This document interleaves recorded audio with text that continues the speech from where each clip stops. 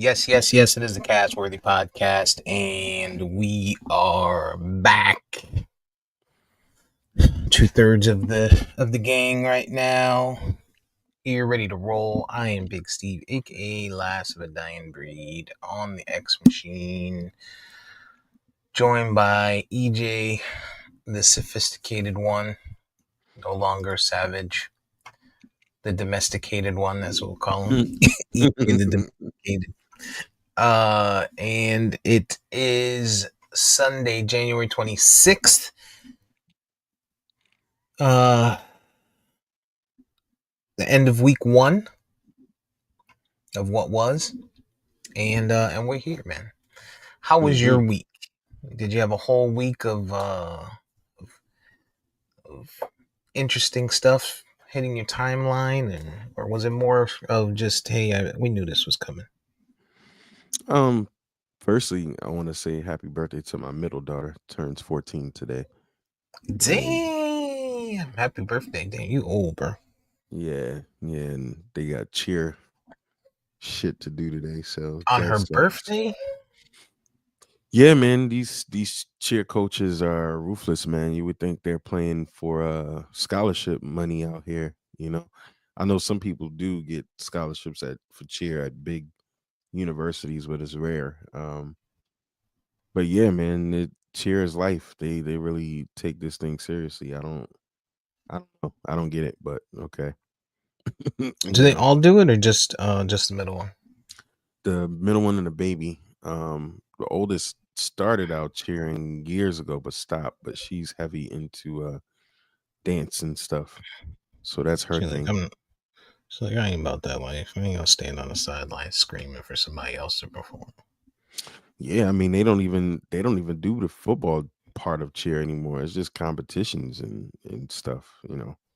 So they used to do the sideline stuff, which I actually used to appreciate, you know what I mean? Because I can go watch the Pee Wee games and you know what I'm saying, and enjoy that. But yeah, they You don't even bet do on that. the sideline.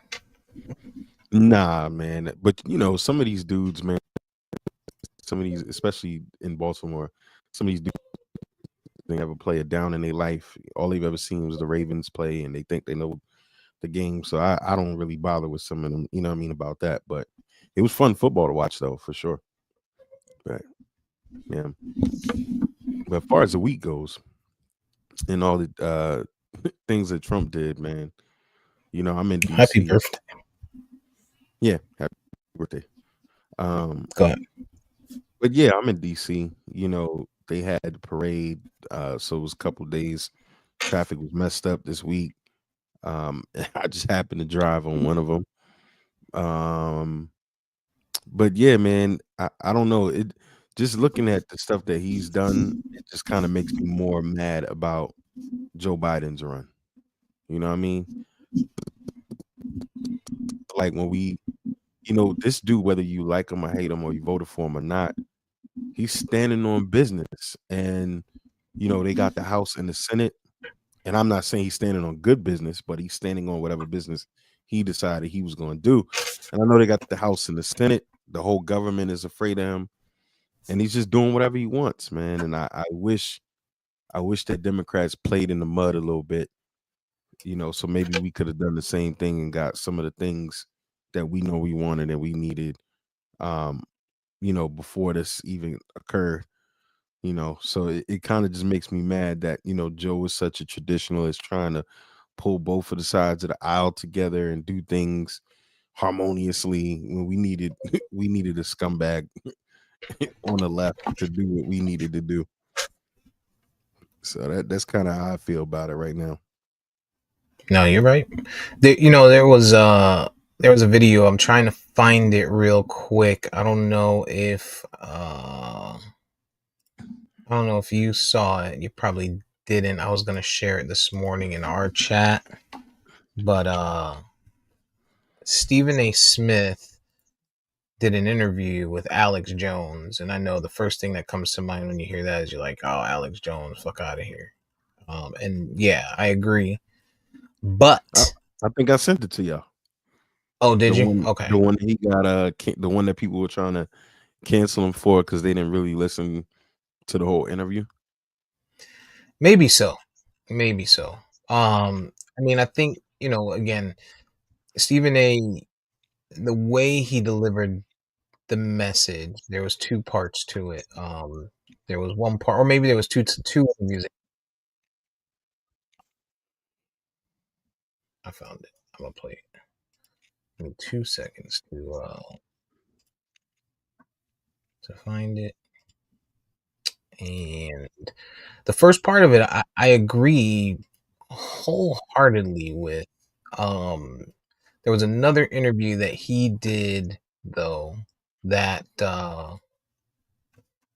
was where he said he regrets voting for Kamala, which I don't agree with. But what he says here is similar to what you're saying. So I'm going to play it real quick. Here's the deal. The man was impeached twice. He was convicted on 34 felony counts. And the American people still said he's closer to normal than what we see left. That's what they're saying. He's closer to normal. Why? Because something that pertains, when you talk about the transgender community, for example, when you're talking about the issues that pertain to less than 1% of the population, the Democratic Party came across as if that was a priority more so than the other issues. And so he comes into office. Now you're talking about child, I think we've been saying that all along. Citizenship and what have you. He knows that's not going to pass the mustard, but he knows that he made that promise. So when he shows up week one on Capitol Hill and he says, this is what we're going to do through an executive order, even though it's going to be shot down through the courts and what have you, he's saying, I kept my promise. A lot of other things that he's going to point to that he's going to try to do. I kept my promise. Then you turn around and you look at the left and you say, what promises did you keep? Now, you might know the answer to that. I'm certainly not questioning your knowledge about that at all. What I'm saying is what resonated with the voter. What voter out there can look at the Democratic Party at this moment in time and say, this is a voice for us, somebody that speaks for us. We have. They didn't do that. And that's why they're behind a home and that man is back into the.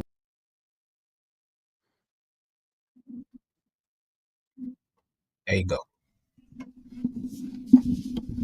So I think we were saying the same thing for much of Joe Biden's presidency, or even going into it. Like, it wasn't that those are not important issues. The social issues are important, but those issues are not front line on everybody's list. It may be front line on a small group of people's list, that group of people's list, whatever it may be, whether it's, and not just saying LGBTQ plus IA, it's the other stuff that, outside the student loans, for example, for us, right? That's a big issue. That's the front line for us, but that may not be the front line for somebody else. There's things that they just needed to cover that everybody was on board with, that the whole party was on board with, or even the people that are in the middle, or people that are, elsewhere, are on board with. And that's what ultimately what Trump did. Now, of course, he's backpedaling on the stuff that was the middle of the road stuff that made, Democrats and Latinos switch their vote and stuff like that. But his base, the main part of his base, and the people that are going to continue to try to fight for him to stay in there as long as possible, he's catering to them, and he's doing that. He did that on day one, within the first hour. Like, yo, I'm out, I'm leaving here, and I'm going to start signing these orders, whether they're valid or not, whether they get shot down or not, is what we tell VP all the time. To him, he may know that the shit's getting shot down, which same thing Stephen A said. The common eye doesn't know that. His supporters don't know that. You know what I'm saying?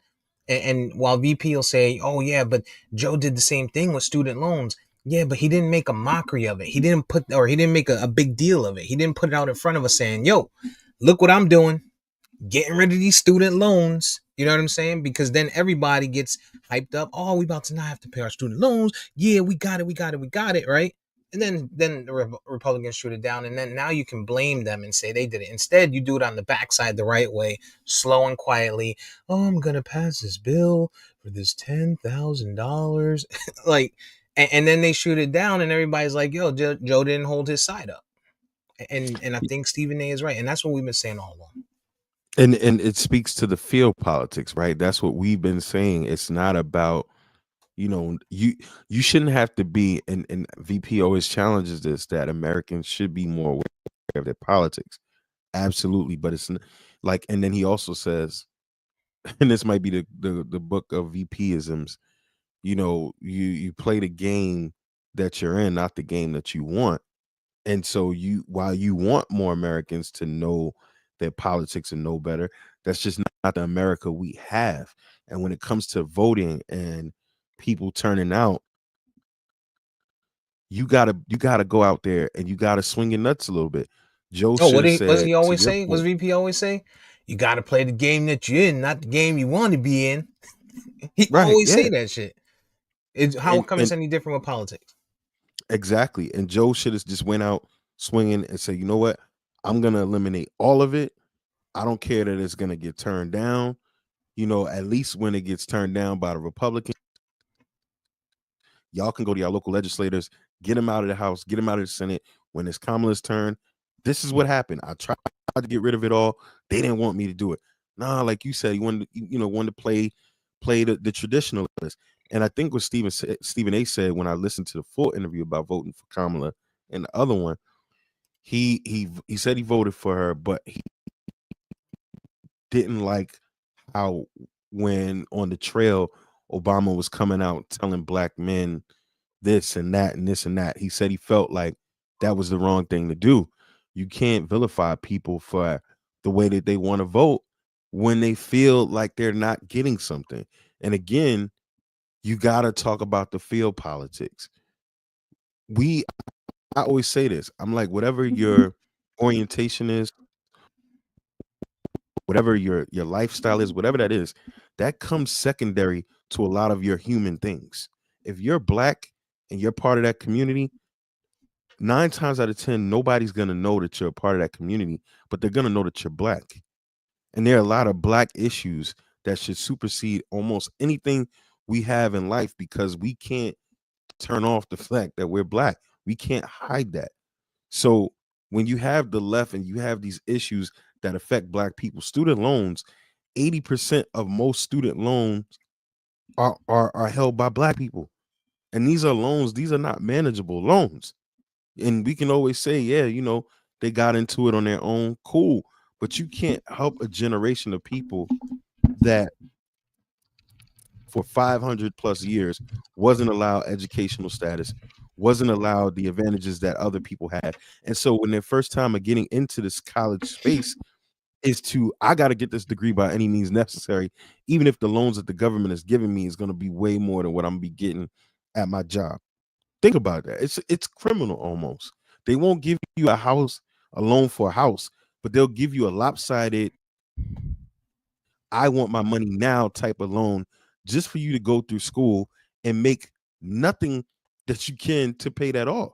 And 80% of black people in this country have that problem. So if you're a party for the people, a party for the marginalized people, that is a way you get 80% of your workforce, of your educated voters, of the people that can actually invest time back into the issues you want them to. That's a way to get the freaking foot off their neck. Didn't go hard enough. Yeah. No, you're right. So Trump gets in there day one, starts getting rid of everything that, or not everything, but a good handful, or trying to get rid of a good handful of things that his cult following, racist base, immediately says they want, right? So they're saying, hey, January 6th, we were out there, we fought for you. What are you going to do for that? Are you going to pardon them? What did he say throughout the whole campaign trail? Yeah, I'm going to probably pardon, some of them. No, day one, pardon all of them. All of them. Proud Boys leader, 22 years in jail. Guess what? Come on out, big dog. You free. Big homie that shitted on the desk in there. Hey, come on out. You free.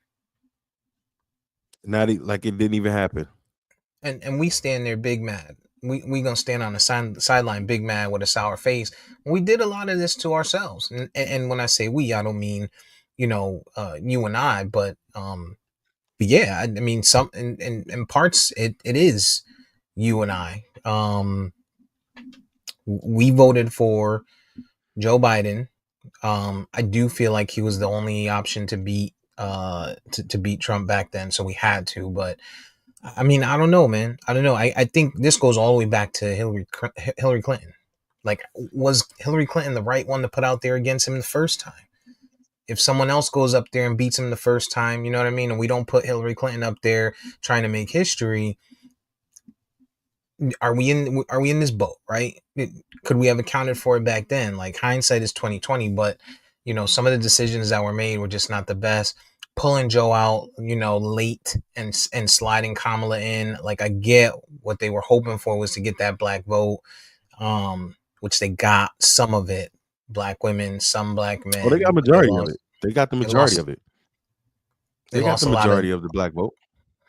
They did. They got, yeah, of course, 92% of black women, And 92%. 70% of black men, almost 80%, right? But the thing is, the issue that we don't want to admit, the Democratic Party, or at least a good 20 million of its supporters, right? They have a black problem and they have a woman problem, right? Because the only way Trump has won now twice, the other candidate had to make history for him to win, right? For Hillary to win, it would have been history for a woman. Kamala to win, it would have been history for the woman to win, a black woman to win. So all we kind of maybe had to do was present just the regular thing that Democratic whites and males like, right? Another white male, or maybe maybe even another black man. I don't know. But again, to your point, as a party, we saw Joe Biden. They continue to lie to us and say he was great and optimal. Or is he? I don't know if he isn't or he isn't.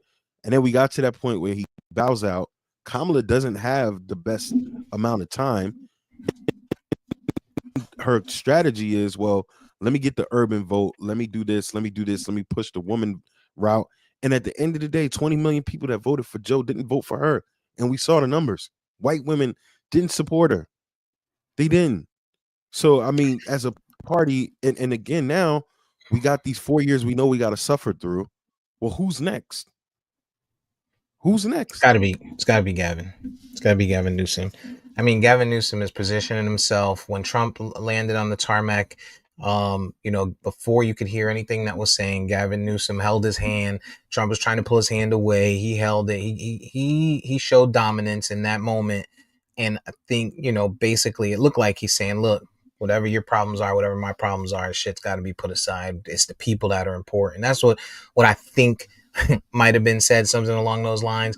And then he went so far to kiss his wife that didn't kiss him at the inauguration, kissed his wife and walked with her, behind him to the front. So, I think, Gavin Newsom has to, in the next 4 years, find a way to position himself to be acceptable. He's going to be acceptable to white women because he's a white man. White women find him attractive.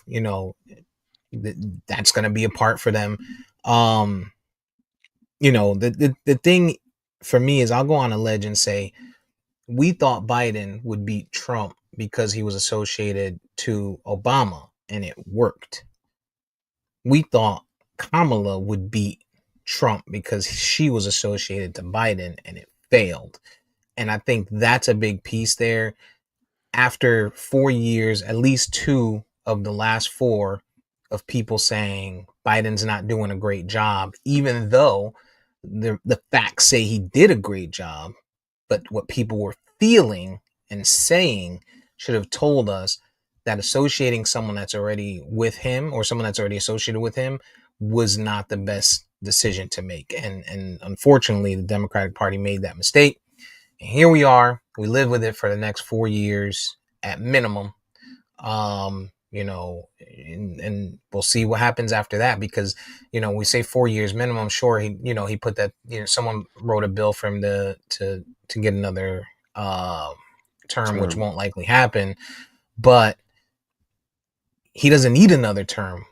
The way he's controlling the Republican Party, the next Republican is going to want to continue to be just like him, if it means continuing the cult and continuing the control of the government and control of the people. You know what I'm saying? That's going to be a scary place to be in 4 years, and hopefully the Democratic Party does a great job of fixing that. I don't know. And now you got the stores. Now you got the stores, the major chains that are eliminating their DEI policies. Target among one of the biggest ones I can think of. And I don't know their reasoning. Um, and I don't know that anybody could argue that it's the bottom dollar, because I mean I'm sure it costed money for them to try to be DEI sensitive, but I don't know that that would be the argument. But the real question is, right, as a people, and I'm speaking to black people specifically, as being the biggest group of consumers to anything in this world, are you now going to stop going to your Target, to your Target? Are you now going to boycott Target? I think I will go to Target because my kid loves Target, and there's certain things that he gets from Target that we can't find anywhere else. There are these little Disney cars that he gets from Target. They're color changing cars that nowhere else has them locally. You can order them online and stuff like that. But that'll probably be it. Like Target sent me an email this morning, and I know it's going to sound petty and it's going to sound like, oh, that's whack. Target sent me an email this morning, and it's they always send it weekly. It's this is your weekly roundup or your weekly ad or some shit. And I Mhm. unsubscribed, and then I replied, and I know it's not going to get to anyone, but I replied and said, I don't accept emails from racists. And again, extreme, petty, foolish, whatever, but I don't care. That's the type of time that I'm on. The whole DEI thing, Trump scared these people. He's scaring these companies into it. Like, there's some that are standing on business. Costco stood on business. Costco said from day one, we're keeping it the same. We're not changing. And shout out to them. I'm a Costco. Matter of fact, I should go find my Costco hoodie. Uh, Shout out to Costco. They kept it 100, and they're sticking through it. And there's a lot of power in the black dollar, yo. And I think also what people don't realize is DEI isn't just black. Like, it's women also. you know, it's the ability, like all the fights that people have made for these last X amount of years to say, hey, women are not being paid a fair wage. They're not being paid comparable to men. That is part of this of the DEI that's going away, and I don't think women understand that in general. The ones that voted for Trump, at least. And some of the companies, not only Amazon, they complied, of course, but some of them, it may not be scared of him, but it may also be an opportunity now to get rid of the people that they put into those roles that they really didn't want to, just because they had to. Like, you go through DEI training when you do hiring. You know what I mean? I work for a company where I do hiring, and I go through DEI training to basically say, hey, this is the case. This is what it is, right? And so I have to assume that some of these corporations, these larger corporations, hired some people, whether, black, white, Hispanic, women, Asian, whatever, for a position for optics. And now this is an opportunity to say, yo, let's get Elaine the fuck out of here. She's trash. You know what I'm saying? We put her in because, she's John's wife, or, Michael's spouse, and we needed a DEI hire. So let's get Elaine the fuck up out of here, and let's put somebody else in that position. Like, it's chess for some of these companies, but others, I think, yeah, scared as hell. Trump done scared them. I mean, but look at his inauguration, who was present. You know what I mean? You got some of the richest people there, right? So they're telling you what time it is, right? And to your point, Steve, it isn't just about black people, but I gotta speak to black people. Why? One, I'm black, and two, we gotta realize at some point it's gotta be us versus them. Like, they've shown you twice now, 2 election cycles, that they don't give a fuck about womanhood when it comes to everyone else. They don't. That woman struggle shit, that feminist movement, and I've said this shit 1,000 times. I've said feminist movement has only benefited white women in this nation. If you're a black woman, a woman of color, that shit is for you. That whole idea where you don't need a strong family nucleus and you could do it all by yourself. That ain't never been black people. We've always been a village. We've always been a community. The numbers show you that feminism largely benefited white women more than anything. And if nothing else, they've shown you through 2 election cycles. I don't give a shit about the white woman, and I'm a white woman, and they still voted for Trump. You thought they was gonna vote for the sister? Why? Why? Mm-hmm. How? And they showed you, the numbers showed you that 20 million people didn't vote for Kamala that voted for Joe. And the only difference was he's a white man. That's it. So I mean, again, as a people, we have to understand we not in the same dogfight as everyone else. So when they get Mm-hmm. rid of DEI, it is coming at you first, not your gender, maybe not anything else, but it's coming at you as a black person first. And that's why it's Mm-hmm. important because we've needed diversity, equity, and inclusion for centuries. And just when we thought we had it, the world keeps showing us that we don't.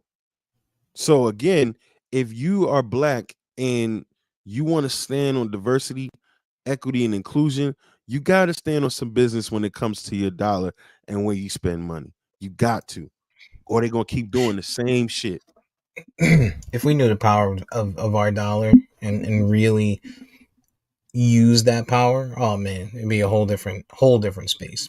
Um, but yeah, so you got the DEI, you got ICE. You seeing videos of ICE out like crazy. Um, Go Looking at hard. starting the deportations. We've seen some stories, of course, already of people being stopped that are U.S. citizens. One being a Puerto Rican individual in, I want to say it was Newark, New Jersey.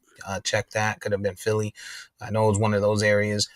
Was at work. Was detained because he looked like he could be an illegal immigrant, and Trump again went on and said, you could tell these guys, you could tell these illegals by the way they look. And then this is the message he's sending, right? This is the message he's sending to his base, this message he's sending to the people that are reinforcing this shit, right? These are people that are being paid to reinforce this. And he's saying, yo, if they look this way, stop them. And when it comes to that, I'm gonna mind my American black business. Because I told y'all. I seen a video yesterday of this lady online. You probably saw it. This lady online crying because Wella sent her a message saying, "Oh, I'm so scared, baby, that ICE might come and get me." You know, and Wello sent her the same one. Baby, if ICE comes and gets me, at my job, just don't follow the same path that I did. And now she on the internet crying, saying, "Oh, I voted for Trump. I didn't think. I thought it was just the bad ones." Yeah, we try to tell you. I told you. Look, man. Next 4 years is the "I told you so" phase. Is gonna be "I told you so. I told you so. I told you so," and do what I got to do to get through it. The only reason, and I get it, and I know people don't feel remorse for these folks. I definitely, yeah, you fucked around and you found out. We told you don't do it, and you believed it, and here you are, you about to suffer. The only reason is it bothers me even more though is because we ain't that far from Trump coming out and saying some shit about black people, and now we gotta go. You know what I mean? Like we ain't that far. You know what I'm saying? We already don't have protection against the law. George Floyd bill, that's dead and gone. Forget about it. That's dead and gone. Oh yeah. You can forget about that. That's dead and gone. So, what protection do we now have as a black people? What protection we have? When is Oh, you our gotta day protect possibly yourself. gonna come? You gotta protect yourself. I told you what I'm doing. I told you what I'm doing. You already know what I'm doing. Protect yourself. Protect yourself and hope the law stands for you. You muted yourself. I know you were saying something. No, no, no. I wasn't saying that. I was. That's I got you. That's how I'm looking at it. Like, I live in a red state with red laws, and stand your ground and so on. Like we saw that already with Zimmerman. Mm-hmm. You gotta protect yourself. That's We black that's folk, the route I'm we gonna take. got to be, we got to be, you know. And like I said, I live in the comfort of a blue state. Um, you know, in the city, urban city. But again, you know, there's gonna come a time because you see him cracking down. They're cracking down on illegal people. They're saying they're targeting gang members. Cool. Just wait till there's a time where somebody decides to release a law saying we're going after felons, we're going after this, we're going after that, and the people are gonna look like you and I, and there's not gonna be a lot of litigation to stop things, or are they gonna get the right people?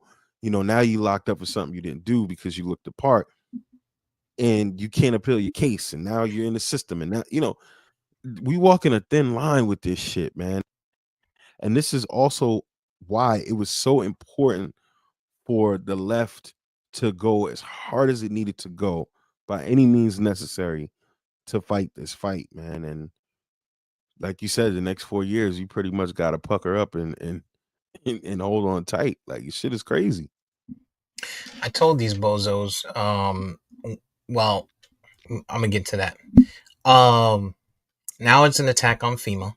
He's saying that he's not opposed to defunding FEMA, which um it sounds great to his base because right now it's California that's going through it. He's basically, they're probably thinking, oh, it's California, we're gonna save money from FEMA. Florida Mm, has been a major benefit to FEMA in the last few years. mm, Red state, let's not forget that. mm. Kentucky, anywhere where there's tornadoes, Tornado Alley, benefit of FEMA.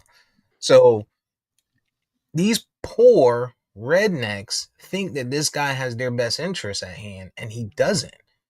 He doesn't. Because when your city gets hit by one of them tornadoes, and your little shack or your little what do they call those manufactured homes gets thrown up in the air, and now you can't pay for it, FEMA not gonna be able to help you because he's trying to defund it. But they're gonna find a way to blame. Insurance is sky high here in Florida. You talking about no FEMA support? What's gonna happen? You leave it to the states. That's fine, right? Okay, so you say, all right, we're going to leave it to the states. Maybe they'll provide some, some type of budget to the states to say, hey, look, create this for when you have disasters. That's a good idea. Okay, but now you're going to have people like DeSantis, who, when something goes bad, the Democratic areas like Orlando aren't going to get the supplies. They're not going to get the support. They're not going to get the funding. When COVID was around and they got the first round of vaccines here in Florida, he shelled those out to the red areas. Shelled them out to the red areas. Mm. The blue areas were the last areas to get them. That's the type of time that they're on, yo. And people don't understand what they voted for and what they're doing right now. They'll find a way. He'll find a way to. They'll find a way to find logic in blaming Biden for it. They'll find a way. Oh, of course. Everything's gonna be Biden's fault. Well, if Biden didn't spend all the money from FEMA, then Trump would have had it. All right, dog, you got it. Yeah. You got it. Um, I saw this morning somebody posted online that uh, Republicans want to get rid of TSA because why is it America's job to keep to police the airport? Like, what are we talking about here? Like, what the fuck are we talking about? Like, this is the world that we're living in today. That this guy has made people really believe these things that they're saying. He don't believe the shit. He just saying it so that they say it, so that they believe it. All he believes at the end of the day is it's gonna put more money in his pocket. They get rid of TSA, man. The coke price is going down. It's gonna be a lot of things that go down. The coke price is Airplanes. going down. Yeah, the coke is going down 10 grand this week, right? Shit, some bags gonna be filled up with keys, boy. Look, man. Shit, me. I told somebody this week earlier the next thing he's gonna do. I could see this happening. Next thing he's gonna do is say, We need to spend our money on American soil and American vacation areas. So if you vacation outside of the United States, you can't come back. I'm telling you, that's the type of shit he's going to be on. Or if you vacation outside the United States to these specific areas, you're going to have to pay to get back in. I'm telling you, I this is believe the it. type of time that this guy's going to be on. I believe it. I believe it wholeheartedly. I believe it. Mm, mm, mm, mm. I don't know what to do, Yeah, man, well, except for tell people I told you so. The best thing to do, put some money away, stack for a rainy day, because you just never know. yeah. Never know. Be And prepared to worst leave. case, run up all the credit cards right now. Or not run them up, but get all the approvals you can right now while credit cards are approving everybody because, they need it, right? They're trying to get people to spend. Get all them shits, put them in the side, and rainy day comes, run them bitches right on up. Run them right on up.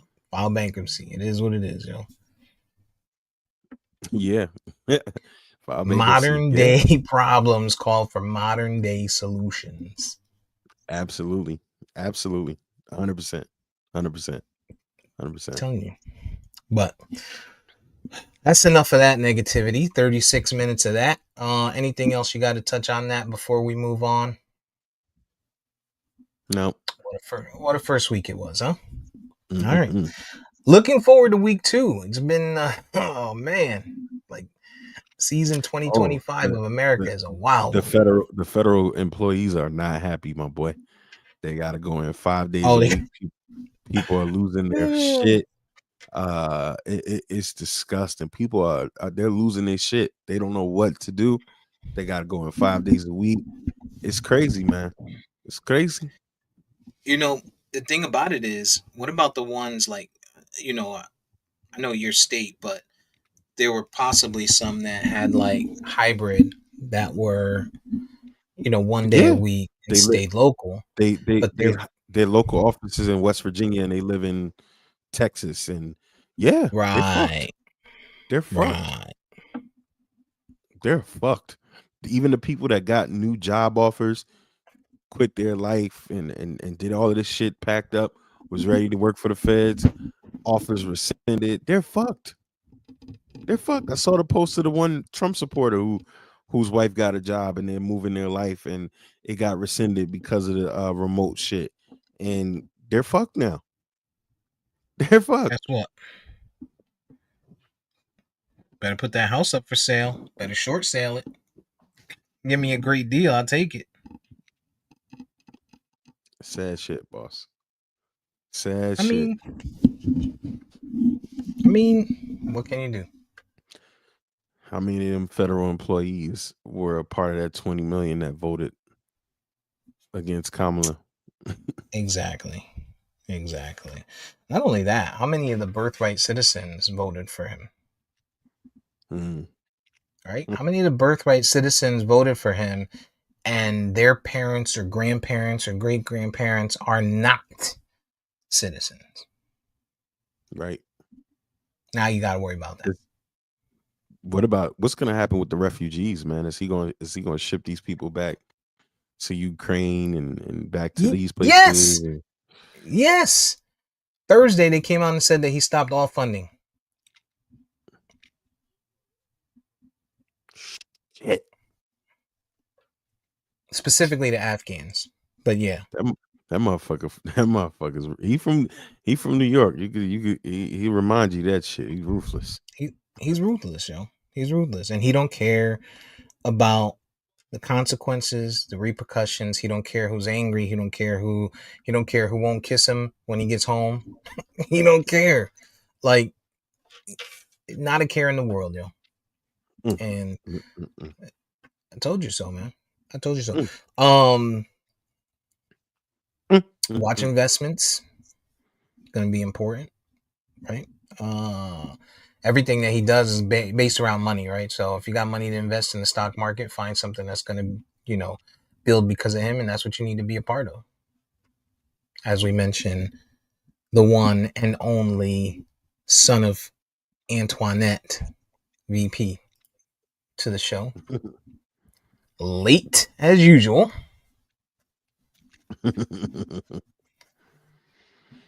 Right We had as a we're morning getting ready to transition off of politics, the political guy wants to pop in. after we had a morning of VPisms. Word. Yeah, I didn't want to get upset. Go ahead and recap the. Yeah. Go ahead and recap the first week without foul language, please. This way, if you have some good points, I can put it online. It was as bad as you think it was. You know, Trump, he signed, I think, more than 100 executive orders or memorandums. Some of these things, like the memorandums, don't really have a force in law. It's just more of a, hey, you know, we should look into doing this, or, you know, we should look into a way to make this happen kind of vibe. The executive orders, those kind of more so have a force of law in them. He signed things like repealing the equal opportunity executive order that Lyndon Johnson signed back in the 1960s. That basically talked about federal contractors having to not have like anti-discrimination policies and things like that. He got rid of that. You know, he did the Mexico City executive order, which is one about abortion. That one's been ping ponging like since Ronald Reagan. The Republican get in, they put it back in place. Democrat gets in, they take it out.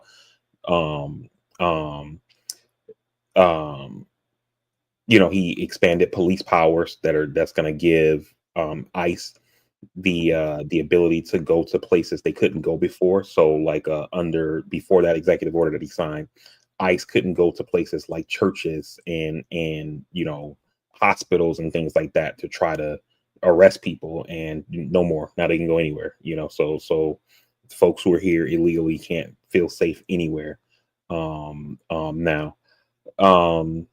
Yeah, it's just been bad, man. You know, and that's just like some of the top stuff or whatever. You know, some of the stuff that kind of goes under the radar. He signed an executive order that basically the Biden administration had put an order in to have Medicare begin the process of trying to negotiate drug prices for senior citizens. He got rid of that because, of course, you know, we need to make old people pay more for their prescription drugs. They've been getting over it for too long in this system, so it's time to make them pay more.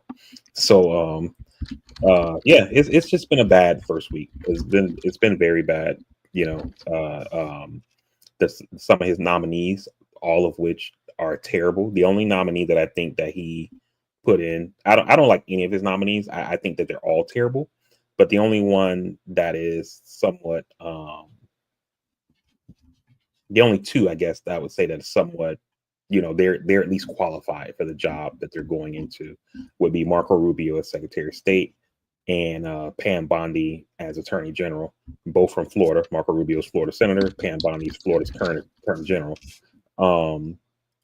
They're at least qualified for the jobs that they're going into, even though I don't like them politically. I was gonna say at least they're actual politicians. Right. Well, I mean, it's not necessarily about being a politician. You know, I think you just need to be qualified into the space that you're going into, right? And so he put in Pete Hegseth as Secretary of Defense. He got confirmed on yesterday by a 50-50 vote. Vice President J.D. Vance had to do his first tie-breaking vote to confirm his nomination. This is a man who has had multiple sexual assault allegations. He had his second wife, who he's divorced from, is under an NDA.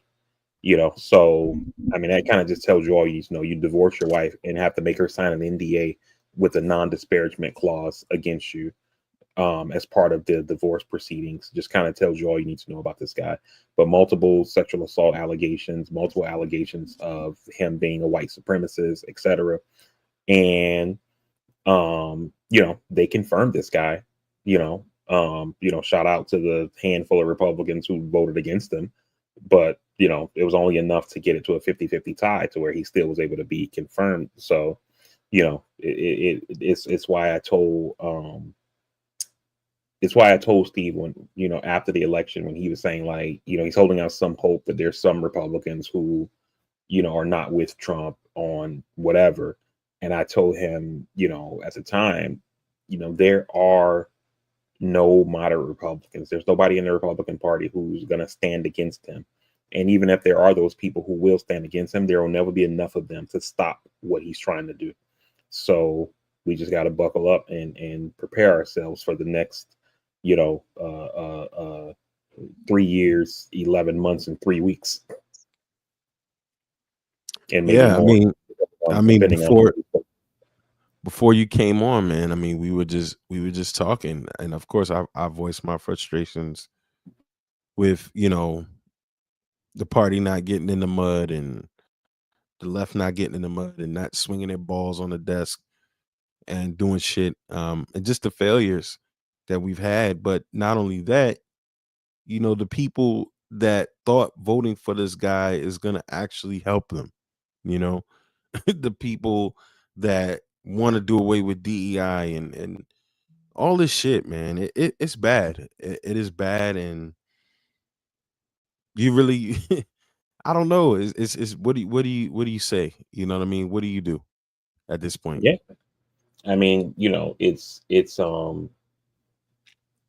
mean, I feel like it's easy to look at this thing, and some people do look at it this way and think like, oh, every time that we make some kind of social progress for whether it's any group that's like down, whether it's black people, gays or whatever, there's like a backlash, and then you know we eventually correct it and all, but like this one seems different this time because you could say that Trump and the rise of folks like in the Tea Party and stuff like that.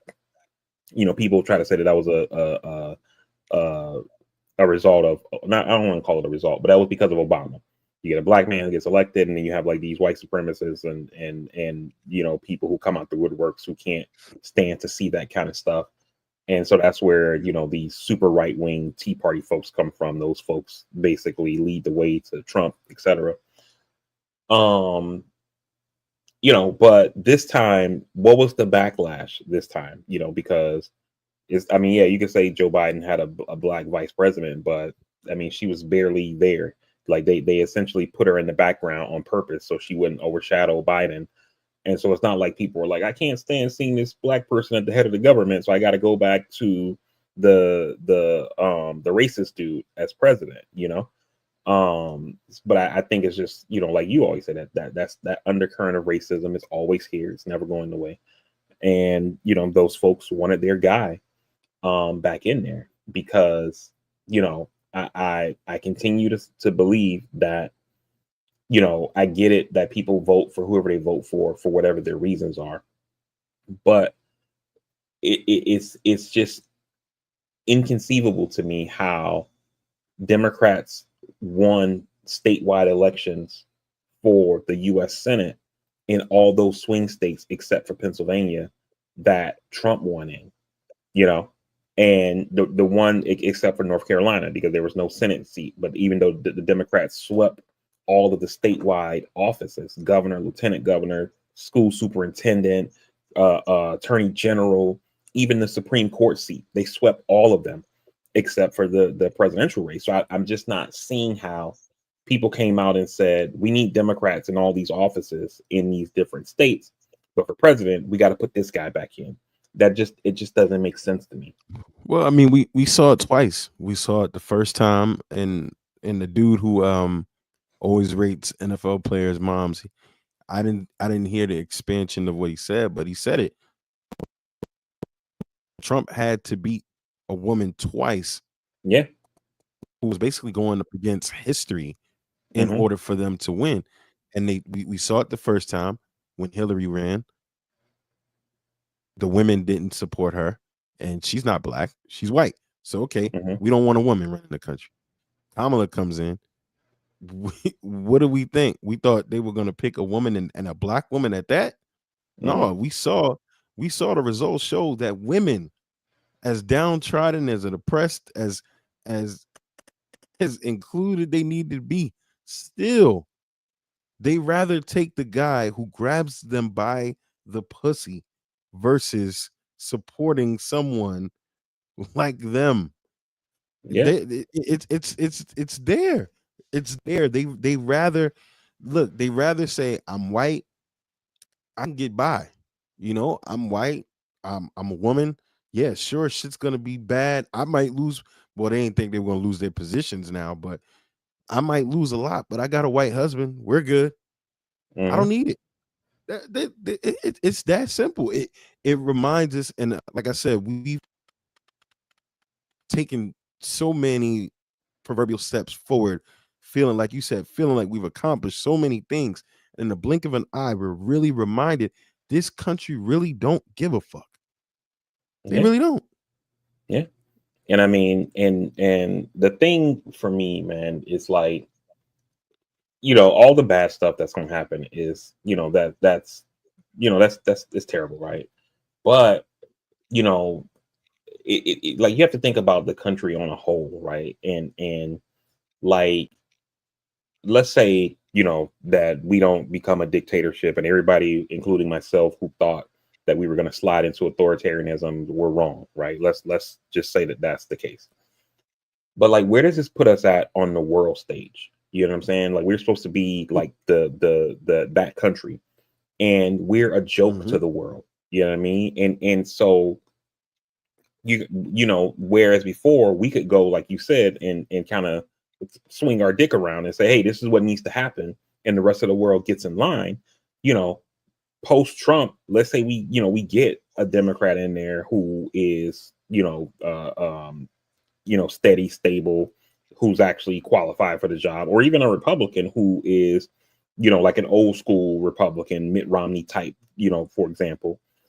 And when they come in and try to do those things, the rest of the world is like, nah, we're good, because yeah, you guys are stable right now for these 4 years. But what happens when the next Yahoo comes along or whatever? And we don't got time for that. You know what I mean? And like you saw in the chat, Al, I haven't seen this myself, but Al posted about how Trump apparently had a call with the president or prime minister, whatever their leader in Denmark is called, basically trying to bully him to give us Greenland or whatever. And it's like, we don't want Greenland for, there's no reason that we want it. You know what I mean? The reason that he wants it is because he said something stupid, and his narcissism doesn't allow him to be like, oh, I made a mistake. Everything he said is right. Everything that you think, if it's against what he says, is wrong. And so therefore he has to continue this stuff because he said it, so it must be right, you know? And the Republican Party, they know that they can't say anything against him. So when they're asked about it, they're like, yeah, I think that's a good idea.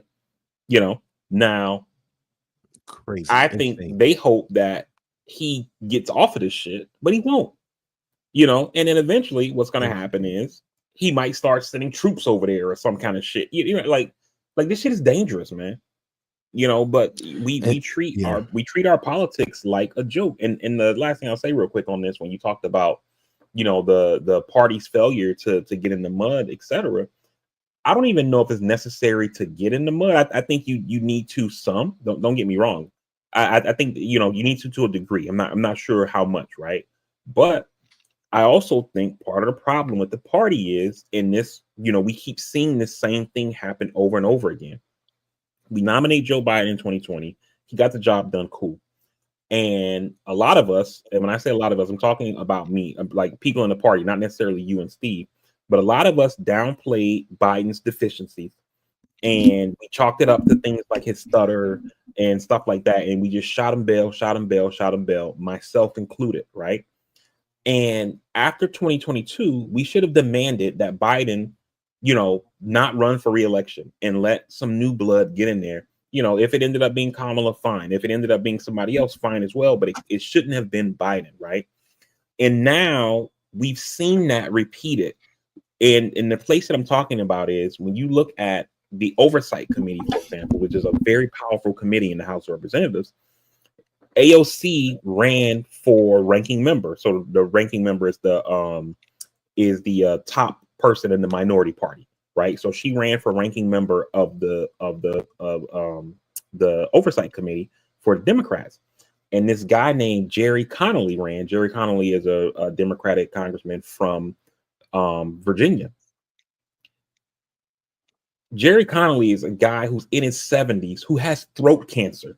When he talks, he's like, I think they got to do, and hey, the guy's sick. He's sick, whatever, right? But we're in a point right now to where we need to be like communication on 100. We need to be getting the points out, telling people what we're going to do for them, et cetera, et cetera, et cetera. And we have a guy who can barely talk right now, who's leading us in that one committee. And the reason that, even though I know like Steve might be thinking like it's just a committee or whatever, or people listening might be like, it's just one committee. Like, what are we talking about? But this is one of the most powerful committees in the Congress. Their hearings be on TV all the time, and they get a lot of news coverage and things like that. And so the person who's going to be our side's pushback against the BS that the Republicans are doing can barely function. I don't want to say function, can barely speak because he has throat cancer. And that's the folks that the party elected to make the ranking member instead of somebody who is young, who's dynamic, who has broad support amongst people in the party, and who talks about things that people care about. They sidelined her for the guy with throat cancer. Republicans don't believe that people are born gay, but they believe people are born racist. That's how crazy. That's how crazy it is today. You're gonna tell me that kids are not born? It's not just that kids are not born racist, but kids are not born gay. Like, come on. It's not just that it's a matter that it's and I get it what you're saying about the committee, but it's also a reflection to the larger tone deaf antics of the party as a whole. It speaks to the tone deaf futurist lack of futurist that we have as a party as a whole. You talked about maybe having a Democrat later, maybe having a Republican later, but we don't know what we're gonna get. We could fear the things that we do know that's going on now, but for me, it's the unknown. It's the when the executive order turns to, oh, if you're black and you're a descendant of the or your parents came from this island and this place and that place.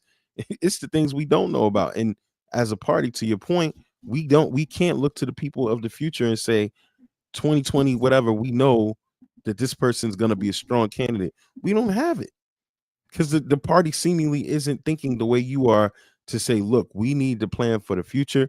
We should have did this before. We need to be getting the message out. We still, as a party, do not have that faith right here, right now. So what I would say to you, the party needs to be organizing right now. That's what needs to happen. Instead of sitting around bitching and moaning, they need to be organizing right now and figuring out how to counter this 4 years from now. So those things, so that is happening right now, but to a smaller degree. And the reason why is that the party doesn't have a leader yet. They're going through the nomination and voting process of putting in a new head of the DNC right now. The top candidate right now is a guy named Ben Winkler. He's the head of the Wisconsin Democratic Party. A lot of people, myself included, love him. He's organized Wisconsin very, very well, and I think that the party would do well with him as chair. But so I think you would see more of that message coming. This information that because you're strapped to the ground of this, right? And this is again the problem that me and Steve try to talk about all the time, is that you have voters out here, and I know, and we quoted the VPism today. It's the game we want versus the game that is. We want people to be more informed about their politics, but they're not. And so again, they gotta feel. The people that are sitting here reeling and upset and they're hurt and they feel despair and they feel let down. They don't have a clue of what the fuck's going on, let alone some dude from Wisconsin that's gonna be. I don't want Ben Winkler because Ben Winkler is not gonna be on fucking Instagram like AOC. Ben Winkler is not gonna be getting to it like Jasmine from Texas. Like, that's who we need. People like that. I don't want a guy that's gonna be like, hey guys, why don't we organize and go talk to the blackies? Like, no, fuck that. I need somebody that's gonna be dancing on Instagram, TikToking, all that shit, because that's who's voting. That's who you need these votes from. So Ben Winkler is that guy. Ben Winkler, he sounds like some old white man or whatever. Ben Winkler does. Yeah, because you don't follow politics in that way. He's young. That's the point. No, but my I'm point done, is yeah. my point is that, like Steve is saying, he wants somebody who's young, who's dynamic, who's into social media, who's good at organizing and all that kind of stuff like that. He does all of that stuff, but just in Wisconsin. He's the state party chair in Wisconsin, so he's not out there, making sure the shit gets popping in Nevada. He runs Wisconsin. And when you look at all the states that Trump won over Kamala in the swing states, Kamala actually in all the swing states, she's the best in Wisconsin, and a lot of people Dog. You said his credit name's Ben Ben? Winkler for that. Yeah, Ben? I Ben. just searched Ben Winkler, and the first 4 articles don't have him. I got a Ben Winkler, 1902 to 1979, some actor. I Ben might be saying Winkler, his an last name American. wrong, but it's Winkler, something like that. No, you're right. It's Winkler. He was the 5th one on Oh, okay. Instagram. Ben Winkler of the Democratic Party. Come on, dog. Yeah, but Steve, what Bar, you got to be you have kidding to me. understand. You EJ, have to let me show you what this understand. guy looks like. Let me show you what this guy looks like, that VP. Dog. I can't. You know what? Let's just move on to football. So let me say something real quick to you, Steve. First, I don't even want you to the hear what he's people saying. Just look at how he looks. the people who the people that y'all are talking about who needs to understand what's happening, et cetera, right? Like the regular folks around the country, they have no role in this election. This is something that straight Democratic Party insiders are the Look people, at this tie. the people who are No, members, can't the do it. people who are members of the Democratic Party, like the National Party, like the folks who you see on TV, like Donna Brazil and folks like that. These are the folks who are going to be voting for whoever the next chair is, right? It's like regular folks have no role in this. There's nobody's going to get a ballot in their mailbox to vote for, Ben Winkler or anybody else, right? But when you look at the things that have happened in Wisconsin, right? Republicans took over in 2012. They gerrymandered the map, and they started doing things like union busting, tax cutting, getting rid of environmental protection, stuff like that. And it was Ben Winkler who came in, who started off in the Elizabeth Warren camp as a person working for her on the ground in Wisconsin. Then he goes and runs for state party chair. Ben Winkler's who got Tony Evers elected as governor, the current governor, got him reelected. Got Tammy Baldwin elected as the senator. That state Supreme Court seat that was open that gave Democrats the majority in the state Supreme Court. That was Ben Winkler who did that. Republicans in the state legislature even changed election day from November to April to try to catch people off guard. And it was Ben Winkler who went out and did the things that Steve is talking about with organizing on social media, letting people know what's happening, getting them out to vote to make sure that Dems won that state Supreme Court seat. And then in that state Supreme Court, right, now those justices have taken up the congressional map that's going to ungerrymander Wisconsin. So, the things that you're saying you want, this guy is doing on the state level. And there are folks like myself who hope that he can come in and organize the party in such a way on the national level. Ben Winkler is going to be the one that tells us Sexy Red is who we need to have at the next fucking DNC. Like, because he's not in touch. Like, this guy doesn't even have a Windsor knot. I don't want a guy, like, if you know black people, then you would have at least a Windsor knot, maybe a double Windsor if you really grew up around us. If you've been to a Baptist church, you got a double Windsor. This guy got this little tight-ass Republican knot on his throat. Nah, dog. Nah, that's not going to span. It's not going to span. Stay in your little Wisconsin town where there's 350,000 people. Organize that. When we start organizing for black people, I need some people that's gonna get it cracking, get it shaking. I'm not saying it has to I be got black or otherwise, but I need no, I someone. got you. I'll even take So, Buttigieg. I'll take the gay because he gonna bring everybody together. He gonna bring so and he talk his talk. So he's not running. The other leading candidate besides Ben Winkler is Rahm Emanuel, the former mayor of Chicago, who was Obama's chief of staff and former congressman from Illinois. The same guy who covered up the LaShawn McDonald shooting by the Chicago Police Department. The same person who a lot of black people fucking hate because of that. And so if it's not Ben Winkler, it'll be him. And let's see how black people feel about that. It's Ramon. Who? You're so racist. You can't even say the name right. What name? Ramen. His name is Ram, not Ramen. Ram. You RAHM said Rom. you said ramen. All right. Football is today. We try to move on at 36 minutes, and then he want to pop in. Hey guys, good morning. I got some tea to share. Oh Yo, man. when is Lamar Jackson gonna actually get the smoke that he deserves? He should have been got it. I mean, I said this last week when we talked about X factors, and I said the X factor is going to be for the Ravens is going to be Lamar. Does he show up? Because he is. I can't remember which one of y'all shared that thing in the chat that said regular season man. You know, he's regular That was season me. man. He's going to kill you in the regular season, stats on stats on stats, and he's going to get to the postseason and disappear. And that's exactly But what you know, happened here.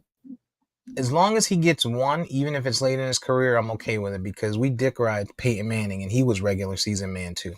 So Yeah. Yeah, but I would, but the one caveat I would say for Peyton is it seemed like Peyton couldn't get past the Patriots, whereas it seems like Lamar fails against everybody in the playoffs. except the You know, NFC, he'll beat everybody in NFC. Come up against anyone in the AFC and be like, you know what, my That nigga legs went to the don't work. Falcons. You ain't got like no legs, Lieutenant Dan. Like yeah, he did exactly. not run the You know, ball, yo. it's like you get Peyton in the playoffs. Steelers, he give them the work. They get in the next game against the Patriots, and it's like, yo, what the hell happened to Peyton? You know, whereas Lamar, Bengals, Steelers, Tech, it don't matter who he plays, he just looks average, you know. And part of that is, I don't know, it could be mental for him.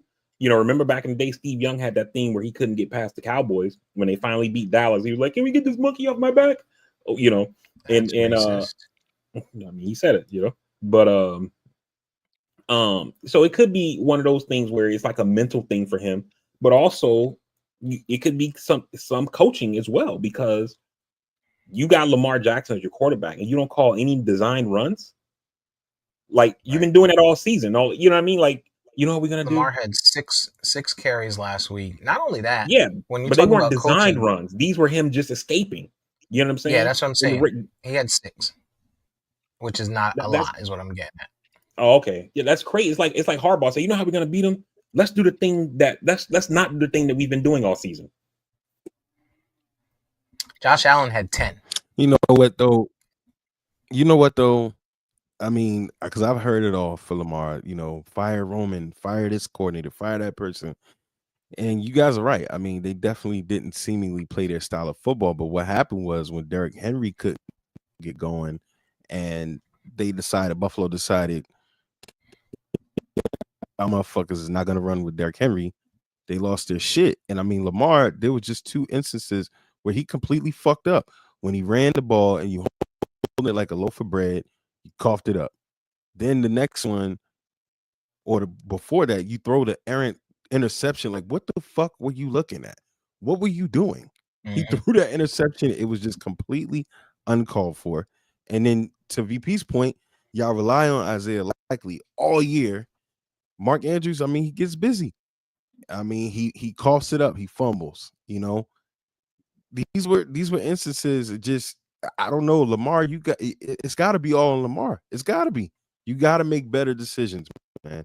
You gotta do better. You gotta show up. You out here running with the ball like a loaf of bread. You get tackled and you just cough the shit up. And then it's like he threw that interception like he just wasn't even looking downfield. Like, what were you doing? You know what I mean? Well, Like, that's a good point because after he fumbled, he stopped running the ball. And before the bye, before he came back and became the best quarterback in the league for the remaining weeks, he said, "My mom yelled at me and told me I need to run the ball and play my game." Right? And now you get in this game and you don't play a game. And yeah, Derrick Henry had 16 rushes. 16 is not enough, yo. Like Not how? enough, That's especially in that's a cold insane. game. Mm-hmm. That's crazy. 16 rushes. Yeah, it's just but they look the like a last shell of themselves, man. time, yeah, the last time they played Buffalo in Baltimore, Buffalo didn't have some key to this game. It made a hell of a difference Because Derrick Henry, like I've always said, he's one of those guys. He has to get started to get going, and when they couldn't get him going, the game was over. It was over. They didn't know what to do. Oh, Derrick Henry ain't breaking 40, 50-yard runs. What do we do? Play ball. Yeah. And they were without what's his name too, right? Zay Flowers. Zay Flowers, which is big, but still they were in the game. You know what I'm saying? They were in the game. Josh Allen did I told you guys, Josh Allen was going to be the difference maker. 2 rushing touchdowns. I mean, I get it. They were 1 yard here, 1 yard there, but he didn't put the ball in anybody else's hand. He didn't trust somebody else to make a play in bad weather in a big situation. He called his own fucking number. I'm gonna run this bitch in, and if if we gonna lose on my back. We're not gonna lose on Mark Andrews' back. Like, you know what I'm saying? It just, I don't know Yeah, I if it's a mean, mental thing or but what, even with the but Mark Andrews thing, like, I mean, it's easy to say, like, okay, can you put it on his back? Fine. But they called the right play. Lamar threw the perfect ball, and Andrews just fucked up. You know what I'm saying? Like you can't put that one on. I mean, the other stuff that EJ mentioned, no argument at all. But like, it's not like he threw the ball behind them. We was like, oh, even though it should have been catchable. Like, he threw, everything was perfect. Andrews just what's fucked up. what's a higher? It's just like a layup versus a 3-pointer. What's got a higher percentage rate of you not losing the ball or dropping the ball, running the ball? And if I'm Lamar Jackson and I just came down and now we're talking about tying the game to maybe go to the conference championship, I'm saying to the coaches, there's no other play to call. There's none whatsoever. I'm going to get this ball into the end zone, whatever it takes. Maybe it's not that same bullshit bootleg they ran. And even on the bootleg, he had someone else open on, I think it was likely open on the other side, wide open. That's neither here nor there. Like you said, it worked and Mark Andrews dropped it. But if I'm Lamar, again, I'm saying, yo, this is for the game. Let's call a play for me. We haven't, like you said, they didn't do a design run all game. Figure it out. Or Derrick Henry. The dude is, you're on the 2-yard line. You're running in from the 2-yard line. This guy is bigger than linemen. Come on, man. I'm not. If I'm the quarterback, I'm not saying, all right, I'm good with that throwing the ball shit. I'm not doing it. Not doing it. Well, Buffalo gonna lose today, right? Buffalo is playing Kansas City today. Pat From your mouth to Mahomes' God's ears. grandpa went in. Pat Mahomes' grandpa went into hospice yesterday, and the NFL now has more than just the Taylor Swift, more than just the three-peat. Now they got the tribute game as their narrative that they can create here. So it's going to take an act of Congress, well, Trump's Congress, for Buffalo to win this game because I don't know. I don't know. I'm gonna bet Buffalo though because I want them to win. I'm gonna go with my heart and my bets. But what do you think, Vari? You think VP or VP? You think Buffalo or Kansas City? I think Kansas City gets it done, man. Like, they got a great defense. They've been playing great. They're saying, I know Steve hates this when I say it, but Nick Wright says for Kansas City, their season don't start into the playoffs because, I mean, he's a KC Dick Writer, but I mean, they Sure seem is. different. They seem different since the playoffs started. Like, we've been talking about how they've been barely winning games. They don't look like themselves. Kelsey looked like he found the fountain of youth. Mahomes is playing well. We got the refs on his side. The defense has been playing well all year. Continue to do so in the playoffs. So I think Kansas City gets it done, man. And then also they're playing at home, and the crowd is always a factor in Kansas. It's so loud there. So are the Bills going to be able to communicate? So. And I think matchup wise, Kansas City has the advantage. I mean, Josh Allen is the Bills' best and most consistent weapon. That all that shit did last week into Ravens secondary and the Ravens team that hasn't been the same for years, that shit is not going to fly with Kansas City. They got some corners, they got some guys back there they not letting what's his name, the kid wide receiver, can't think of his name. They not letting him get. They gonna make Josh Allen beat them and only Josh Allen. Shakir? I can't Or think Coleman? of the kid. Coleman? Shakir. They not letting Shakir get loose out there. Because there was a couple of drives where Baltimore had him third and dead to rights, and Shakir got out on him.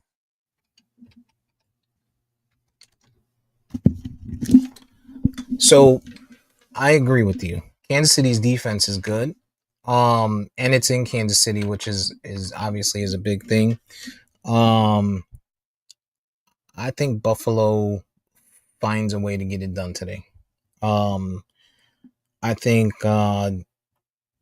Josh Allen he just looks poised. He looks super poised. I mean, obviously, you put him up against Mahomes, who always looks poised, right? But I don't know, Mahomes, I think we've talked about it this year. Mahomes doesn't look like Mahomes. He hasn't looked like Mahomes. It's taken the refs in almost every single game up until like the last game or two has been a one-score game, and they haven't been playing, high-paced teams like Buffalo. So I think Buffalo can find a way, and I'm hoping that Buffalo finds a way to get it done. But I wouldn't be surprised if, it turns out that Kansas City gets, some major call that changes the game and sends them to their third straight Super Bowl. Mm-hmm. And what's kind of been amazing for me is watching the media like try to change the narrative around the refs and the Chiefs. You're seeing it on the podcast, you're seeing it on some talking shows on ESPN and stuff like that, but they keep bringing up the stats on like which quarterback gets the most roughing the passer calls, and they say it's Josh Allen. Mahomes is towards the bottom of the list, and I'm thinking like nobody is saying that Mahomes get more calls. The point is that he keeps getting these calls in like the most advantageous situations. They get every call that gets them out of a jam or whatever. So nobody's saying that they're getting more calls than other teams. We're saying that the refs keep bailing them out when they're in trouble or whatever. But so we'll see what happens there. But yeah, I mean, Buffalo's a division rival, so I don't want to see them win. Even though I don't want KC to win either, but I'd rather have KC go and lose in the Super Bowl than have to hope whoever out of the NFC can beat Buffalo, because I just don't want to see Buffalo succeed at all. Yeah, you're in a similar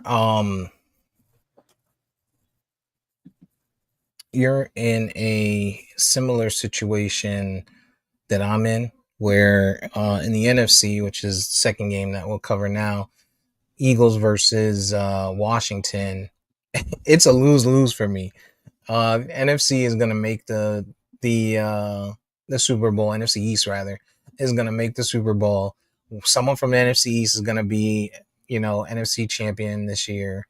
And I'm going to have to, hope that the AFC wins the Super Bowl no matter what.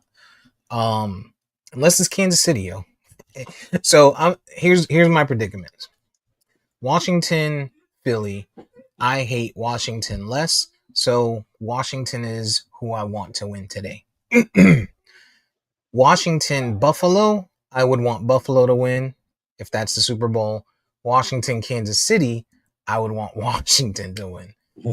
It's like it's just a wild. It's gonna be a wild ride for me, man. These next 2 weeks. But yeah. How do you feel about that NFC game? What do you think is gonna happen and between the Eagles and Washington today? The NFC game is interesting because I think like on paper Philly should probably win that game, but Washington is playing different, and like we always say, they don't know they're supposed to lose, and so they're gonna go out there and do their thing. They're playing with house money. Jaden Daniels, rookie year, you already in the NFC Championship or whatever. So I think they go out there and potentially give Philly all they can handle. My head tells me Philly, but my heart feels like Washington's going to win. I think Washington's going to get it done, and we're going to end up seeing a rookie quarterback in the Super Bowl, black rookie quarterback at that. I would love to see Jaden Daniels. Honestly, I wouldn't mind seeing him win the Super Bowl, even though it's the NFC. Mhm. I wouldn't mind seeing this kid win the Super Bowl. I don't really want to see Dan Quinn win, but I would love to see him win. And so with that comes Dan Quinn. I do not want the Eagles to win the Super Bowl. I don't even want the Eagles to play in the Super Bowl. Saquon Barkley cost me $1,000 2 weeks ago, so I really want them to lose because of that, because he want to take a dive. And it's Eagles. You know, Jalen Hurts is not a good quarterback, and everybody keeps shooting him bail because they keep winning. Like I saw, who was it? Dang, it's killing me. I mean, I get what they were saying. They're all, we're. I don't know if you saw this or if I even put it in the chat, but they were saying, oh, we're basing Jalen Hurts off of being able to throw the ball accurately and make big throws. And he says he wants to be a winner, and that's the game he's playing. So we should be basing him or judging him based on wins. Like when has that ever been the sole thing? Like, not saying that winning is bad, right? Don't get me wrong. Winning is good and everybody wants to win. But when we're talking about individual talent, a lot of the conversations are, is Jalen Hurts a good quarterback? You can win and not be a good quarterback. Trent Dilfer did it. Brad Johnson did it. Like, this happens. So let's not act like, and don't get me wrong, I think Jalen Hurts is a good game manager. I think he's probably top 15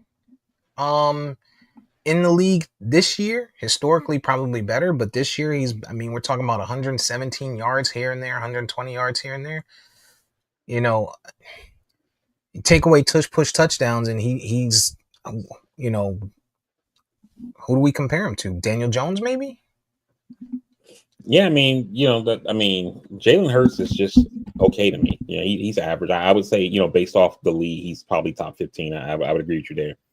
But he's not like, if you out of the quarterbacks that are in the league today, if you got a choice, I mean, obviously without Mahomes or whatever, but like with those that are left, let's take Mahomes, Allen, and Burrow out of the conversation, and you say, okay, you can pick anybody that's left to build a team around. I don't think Jalen Hurts is going to be your first pick. I don't even think he's going to be in your top 5 of picks of guys that you would try to build a team around or whatever. He's very average to me, and it's just for the fact that he gets good running yards for a quarterback throughout the season, and he scores a lot of touchdowns because of things like the tush push. He gets a lot more credit than he probably deserves, and you could look at you could look at the numbers, that old saying where numbers don't lie, but they don't tell the whole story.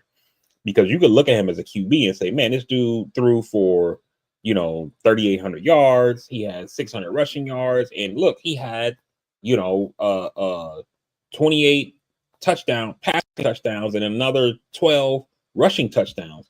But it's like that rushing touchdown number is not like a real, I don't want to say it's not a real number, but that number needs an asterisk next to it, because it's not like, he ran it from the 20-yard line, or they were at the steps. It was 3rd and goal from the 7. The play broke down and he took off and got a touchdown, or there was a design run.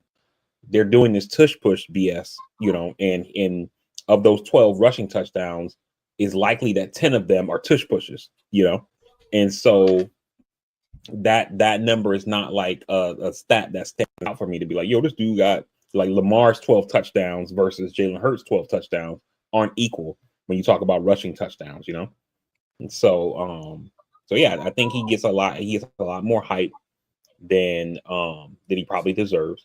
And it's partly just because the media is always looking for a darling, you know what I mean? And so they got their guy, who is Patrick Mahomes, and then the next guy is Joe Burrow, and then Josh Allen, and then the one after that is supposed to be Joe Burrow, but Kansas City wasn't good this year, and so they're looking for the next guy, and so it ends up being Lamar.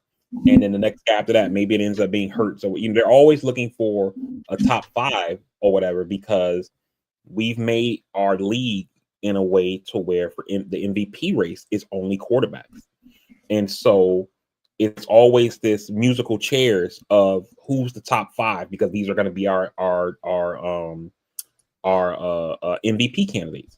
Like I literally saw on a show this week on First Things First with Nick Wright and Chris Broussard and them. They were talking about top 5. If Jaden Daniels makes it to the Super Bowl, does he move into the top 5 of quarterbacks? You know what I mean? Right. And it's like, this dude has played one season. You already put him, you know what I'm saying? Like, but it's just because they're always trying to do that, because all they're thinking about is who's going to be the MVP. Yeah. But I think as sports fans, we are almost like MAGA fans, not we, you and I, but we as sports fans, because we play into that. They're doing that for ratings. They're doing that for the shock value, for people to come back, for people to click on their sites. Oh, because now, right, Jaden, you say that, and now you got 31 other teams, at least 4, who think their quarterback is better than Jaden Daniels, of fans that are going to come in and either comment or hate comment and stuff like that. And any activity is positive activity when you're talking about social media. So I think that's why they do it. We buy into it and it continues. But then we see the impact that it has, because you have somebody like CJ Stroud, who tries to live up to that hype. And now the next season, when he doesn't, because you put him in a microwave, like EJ's always said, at least for the last 2 years that we've been 3 years, we've been talking like this. You put the quarterback in the microwave, and now you got a CJ Stroud who looks somewhat marginal in the playoffs, and people are like, "Oh, he's a bust," and is he on bust alert and stuff like that. Like, let the kids play a couple years before you start to rank anything or anyone. You can't, off of one season, you just can't do that, Yeah. Yeah. Yeah. EJ, who you got RG3 today Andrew. in NFC game? I was gonna say there's the RG3 Andrew Luck effect, but Yeah. NFC game, man. I think it's Philly's game to lose. I think we overlook the failures of Jared Goff last week. It's funny. And shout out to Aaron Glenn, new coach of the New York Jets. It was funny how Shout out to quickly him for sure. fans and people were like, Aaron Glenn, you want him, especially Jets fans, especially you undercover racist Jets fans. You want Aaron Glenn to be the head coach, and he just got beat in the playoffs, but his quarterback in their offense turned the ball over 5 times. And no one gave Johnson any shit for the inept offensive He was still the play first coach hired. of the Detroit Lions. Mhm. Still the first coach hired. And I would say I think Philly's more efficient of a team than Detroit is, and I like Jalen Hurts to get it done. I think they win, because I don't think Washington will have the same luck or have the Jared Goff errors that Philly, that Detroit presented them from Philly. But I mean, shit, Washington gonna have to prove they can stop Saquon, and I think Daron Payne is not playing. So the last 2 times Saquon and the Commanders played, Saquon had 2 touchdowns and 150 rushing yards, and no Payne in the middle. It might be a long day for Commanders fans. Yeah, that's a good call out. I think Saquon has a good day. It's not going to be snowy today, so holding on to the ball is going to be easier. Passing the ball is going to be easier. Catching the ball should be easier, and I think that's where Jaden Daniels is going to have a little bit of a advantage over Jalen Hurts. Is his accuracy as a rookie, even his decision making to this point has looked better than Jalen Hurts this year. So if you can throw the ball today, which it looks like you're going to be able to, I think that's where the challenge is going to come in, and that's where Jaden Daniels is going to be able to keep the game close, because they're going to play the same type of game where it's going to be the option game, except now with Jaden Daniels, he's going to make some of those throws that Jalen Hurts hasn't been able to make. It's going to take for Jalen Hurts to have a really good game passing the ball because Dan Quinn knows how to stop Saquon Barkley. He did it with the Cowboys for 2 seasons. So he knows what it takes to stop this guy. Again, is he going to hold him to 0 yards? No, but when we played Saquon, he was held to 50 yards, 52 yards, something 63 yards, I think, one game. Like, he didn't pop off on us. Now, granted, different personnel, but scheming is big in football. You know that. And if you're scheming for it and you say, I'm not going to lose to this guy, I'm going to make Jalen Hurts make passes or make throws. Granted, they got good wide receivers and good, a good tight end, but you still got to make the throw. You said the key thing, personnel, and the Commanders, and that's why I said with the 89 or 90 million that they have this offseason, offense seems to be fine. They need to go out and get some defense. They got Frankie Louisville, who I love, former Jet, but they ain't got the personnel. Like both times that Saquon played at home and away, he got $150 on these guys. And you just lost Deron Payne for this game. They ain't got the personnel unless they got some world beater that's on the bench that nobody knew was good. That's a hell of a blow to lose against this stout Eagles offensive line at home when you got Saquon All-World Barkley in the backfield. Yeah, you're right. They're just gonna have to play. I mean, he's gonna have to play like he played with Detroit, like we talked about last week. When we sat down, we were like, "Yo, why is he going for it on the first drive of the game, 4th down?" You know what I mean? When you could take 3 points, like that's how you're gonna have to get out there. You got to take the lead on the Eagles and make it a passing game. Because if it's a running game and a ball control game, the Eagles know what it takes to do that, and they have the offensive line and the running back to do that. So that's where Washington's going to have to change it. I say go Washington, and I'd like to see a Washington-Buffalo Super Bowl, so let's make that happen. And I'm happy about that. I stand on it. I do not want to see Josh Allen in the Super Bowl. I cannot stand it. Bills fans are already disgusting enough.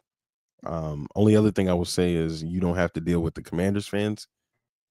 They're a humble but yet loud bunch. So I don't know. Yeah, but I'd rather Commanders fans than Eagles fans. Like Eagles fans are scumbags. Look how they treated that girl. Look how they treated Santa. Eagles fans are shitballs. Very true. They are scumbags. Yeah. I mean, as long as it's not the Bills in there, I don't necessarily care. I don't want the Eagles just from an Eric standpoint. I just don't want to hear the shit in the chat and stuff. And that too. But as long as it's not the Bills, I'll be okay. I'll survive. Because I think that's the one thing that in our division, at least, as good as Buffalo's been the last, let's say, 8 years, whatever the Josh Allen era has been, our claim to fame, all the teams in the AFC East is y'all ain't got no rings. Every team in the AFC East got a ring except the Bills. So that's true. But they could go and lose, you know what I mean? As long as it's to Washington.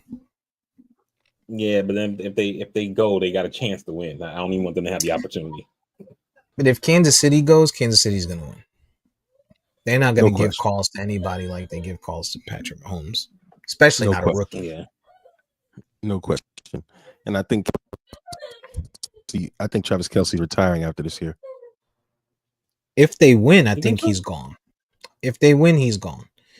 If they lose, he may come back another year to try and get that 3 and 4 and then take off. He's what, 32 right now? Travis Kelce? Maybe 33? He's beat up. I can tell you that. That body is beat up. He ain't got it like he ain't got it the same, man. You could tell. 35. You know, he's 35. Yeah, you might be right. 35. Exactly. You might be right. If he wins, the problem is if he wins, people are gonna be, It's like VP said, it's gonna be that shock of uh it's gonna be that shock of what's the word? Oh, he's the GOAT. They're gonna forget about Tony Gonzalez. They're gonna forget I about mean, Gronk. They're gonna forget about that's already been a discussion. So I mean, it's gonna be even worse because he's gonna be hanging it up. But you know, it's already been a discussion, and I can't ever see how Tony Gonzalez is ever not considered number one, considering he's never played with the amount of quarterbacks or caliber of quarterbacks that any of these guys have played with. But you know, I mean, I think Tony Gonzalez is a better don't. quarterback with Elvis Gerback.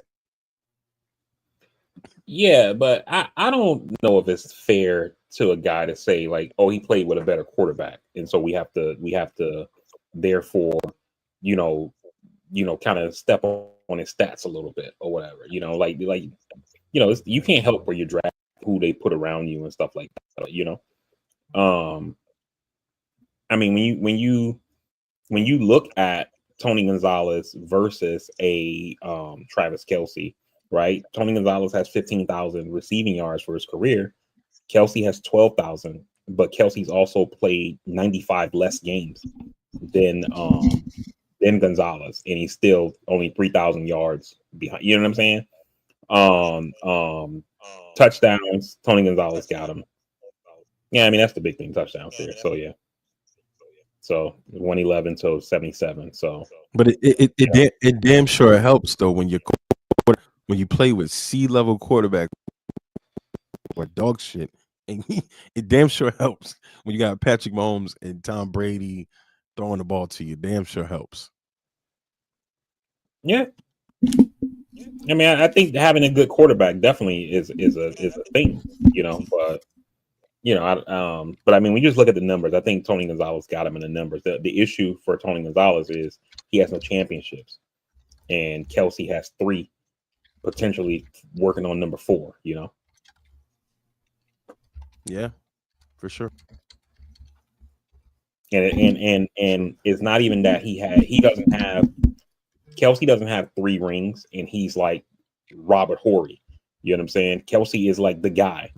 You know what I mean? And so I think that helps make a difference as well. It's not like he's some bystander on the team who just happened to be there and got, he's not Matt Moore or who was the other backup they had on KC. I can't remember his name, the one who retired after they won last year. He's not one of those guys, like he's actually involved in everything, No, he's definitely among the conversation of that position. Yeah. He's a great player. I love his story. Third round guy, former quarterback. It looked like the NFL was going to take him, and Andy Reid, took a chance on him. Mhm. I love the Kelce brothers. I like what they do. I like all of that. I like it. I just Yeah. when you I just would remember say, the days of Tony yeah. Gonzalez in the league that he played in, where there was no targeting, there was no pass interference downfield, and then playing with the shit quarterbacks that he played. No disrespect to them, but I mean, you talking about taking catches from, and I feel like he had a good quarterback at one point, but they might have been past their prime. But I mean, when you're talking about catching passes from Hall of Famers, bona fide Hall of Famers, he had Matt Ryan. I can't. Tony Gonzalez. Yeah, Tony Gonzalez had Matt Ryan for a little bit. Before that, he had Kansas City. He had Matt Ryan. Alex. Yeah, Tony Gonzalez when he was in Atlanta. I don't know that he played the whole season with Matt Ryan. He But ended. I still would, I got you. I still would say it's Tony Gonzalez just based off the numbers. And the reason why I would say that is that I think that with position players, rings don't necessarily matter. It's more about individual accolades or whatever, because the rings kind of is like a quarterback thing. And so Kelce having 3 rings to me doesn't necessarily put him over Tony Gonzalez or whatever. If it was the yards, like if Tony Gonzalez had him in yards, but Kelce had him in touchdowns, I could give Kelce the nod. But he has him in yards, touchdowns, receptions, all that stuff. So, I think you have to give Tony Gonzalez Tony played till he Gonzalez was 37. Yeah, but Tony Gonzalez He also played till he started when was he was 21. 37. He also started at 20. No, yeah, I'm He just also saying. started at 24. Yeah, no, I'm just saying. I'm amazed that he played till 37, and he played Yeah. all 16 games. This motherfucker Tony Yeah. Gonzalez only had one season where he missed one game. That's crazy.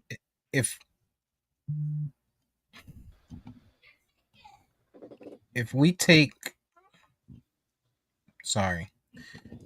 if we take Tony Gonzalez off the table, and we put Gronk on the table, is it Gronk or Kelsey for y'all? I'd say Kelsey. Take y'all divisional hate For out me, of it's it still too, Gronk. please. For me, it's Gronk. Really? When you're talking about a guy, yeah, when you're talking about a guy who all aspects of the game, blocking, just making insane catches, getting just destroyed. I mean, I just always thought Gronk was the best at it. I just thought it was the best behind Tony Gonzalez. I can't lie. I can't. I look at Travis Kelsey and his skill set as more as a receiver than a tight end, which doesn't diminish anything, but he doesn't do he tries to, but he doesn't do all of the intangibles of what a tight end to me does. But I mean, if he's 2, then Kelsey's 2B to me. Like they're right there. But I just like the way Gronk played. Hated him, but Yeah, I hear take you, man. Gronk. Gronk's run after the catch. I mean, the only thing that I really, really like about Travis Kelsey over Gronk is, his ability to hit those hook and ladders, those laterals and stuff like that. Like to make that type of decision in a blink of an eye. And he's done it pretty consistently when he does it. It's accurate. He hasn't turned over the ball. I like that part of his game. I don't think that puts him over Gronk in any way, in my opinion. I do think I'll take Gronk. He was a monster, yo. Gronk was just a freaking monster. Dude was like a big ass robot. Yeah, it might be a little bit of my Patriots hate, but yeah, I'm looking at the head to head. Yeah, it's crazy. Head to head, it's crazy. Y'all been watching anything new? Side by side. Yeah, man. For me, I told y'all last week I had started Better Call Saul. I finished that up this past week. I like the ending. Like the show was ended very well.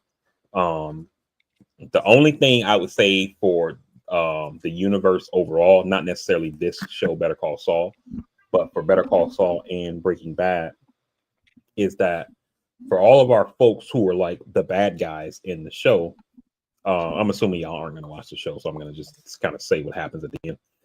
Saul ends up going to prison, and he's just the lawyer. You know what I mean? Like you got Jesse kills people in the show. He ends up getting away in his ending. Walt, he ends up just dying or whatever. Like all the folks who did like the most heinous shit, a lot of them just end up dying. The only one who ends up going to prison is Saul, who's the lawyer.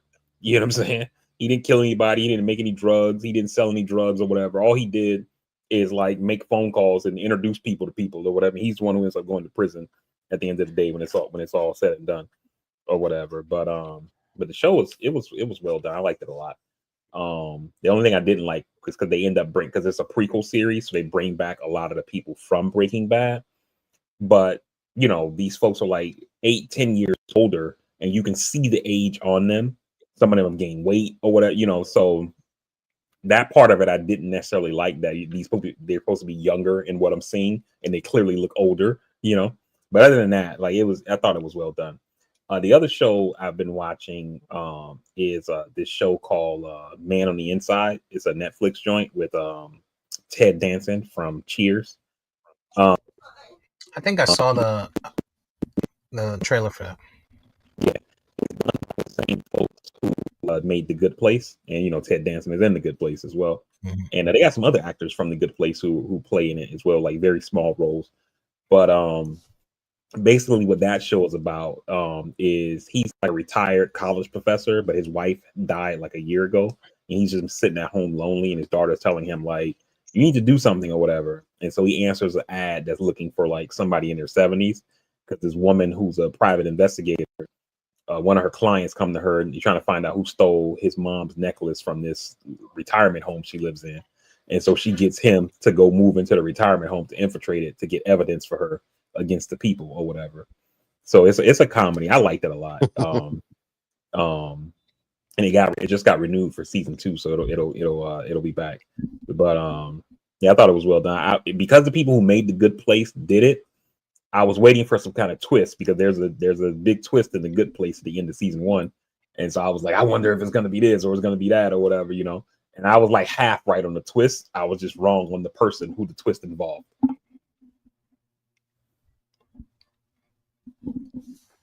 I like it. That's it. I only thing I've been watching. I watched the 2 shows on Netflix, The Recruit and The Night Agent. Season 2 of The Night Agent just came out. It's a good good show I like. And then The Recruit is coming back on Thursday for season 2, so I'm gonna be watching that. Those are only 2 things I've been watching new this week. Yeah, nothing really new for me. I started the Menendez brothers thing, which is sort of old, but I'm going to get back to it. I haven't finished it. Started yesterday. It looked good from the beginning, and I did watch something, but I can't recall. And I'm still watching Landman, and that's it. Landman is good. Y'all gotta watch Landman. I did start that. I forgot. I watched the My boy Billy first Bob Thornton, 3. man.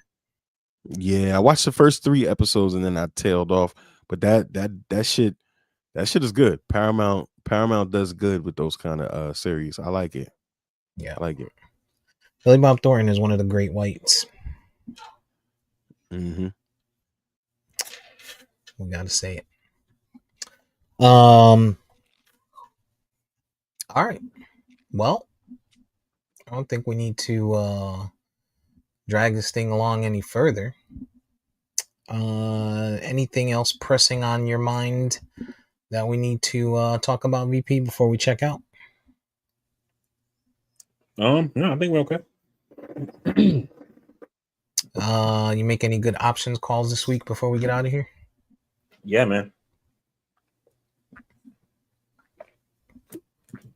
Excuse me, sorry. I was eating something when I was on mute and the shit got stuck in my throat. So, Hey, yo. Yeah, I was gonna play for GE, the aerospace company, General Electric, and I sold it this week. Made 173% profit off of it, so I was very happy about that. Yeah, I'm on Fubo TV. Fubo TV is what I'm on right now. That's a long play for me because they just signed that deal with Disney. Okay. And anybody that associates themselves with Disney usually does big things. So I'm on a little hold for them, probably for the next foreseeable future, to see how that runs out. But I think Fubo might pop up, Yeah, I I did the GE play. I got in December and got out of it on Thursday. So I was in it for just under a month.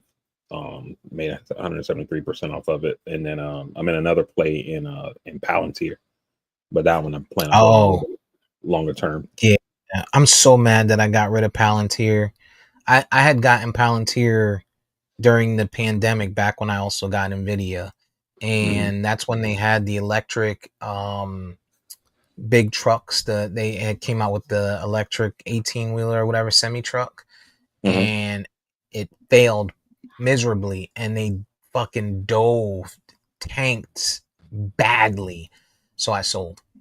and I never got back into them. And I wish I had held from back then. I wish I Yeah. had held, but So for it's them, all right. I have a starter position in shares in my long term account, but then I'm also in a Palantir option. So the option is doing well right now. It fell down a little bit on Friday, but and now when I'm up like 60, I was up like 80 something percent. Now it dropped some. I'm only up 60% right now. But um for that one, I'm hoping to hold it a little bit longer term, but my expiration date isn't until June. So but my plan is to make 100% or whatever. So if I hit 100, I'm already plotting my exit. Is just trying to see, can I get a little bit more? But yeah, I'm trying to get 100 and get out. All right. Well, that is all that I have. I got some moves to make here, so I'm ready to go. If you can get us up out of here, that would be great. Definitely. Hey, everybody. We definitely appreciate you guys joining us for this week's episode of the Castworthy podcast. Apologize for my tardiness for the folks who listen to the whole broadcast, but I'm here. But with that being said, man, for the folks who took the time out of their day to listen live, we definitely appreciate you. For the folks who will listen once the podcast posts, we appreciate you as well. Like we always say, make that phone call, send a text message, reach out to your people, let them know you're thinking about them. You'll feel good about it. They'll feel good as well. You never know where anybody is today. If you're an NFL fan, game start at 3 and 6:30 for the Eagles Commanders at 3, Bills Chiefs at 6:30. So hopefully you made plans to watch, and hopefully whatever you're rooting for happens. With that being said, you can find us on all podcasting platforms by searching at Catsworthy. You also can follow us on any of our social media by searching at Catsworthy. At Catsworthy. On Instagram, it's at Catsworthy_podcast. While you're there, you can leave a like, subscribe, share, follow, tell a friend to tell a friend. Help us grow the audience. We very much appreciate it. And with that being said, we will see you guys next week with another fresh episode of the Catsworthy podcast. Until then, we're out. We love you. Peace.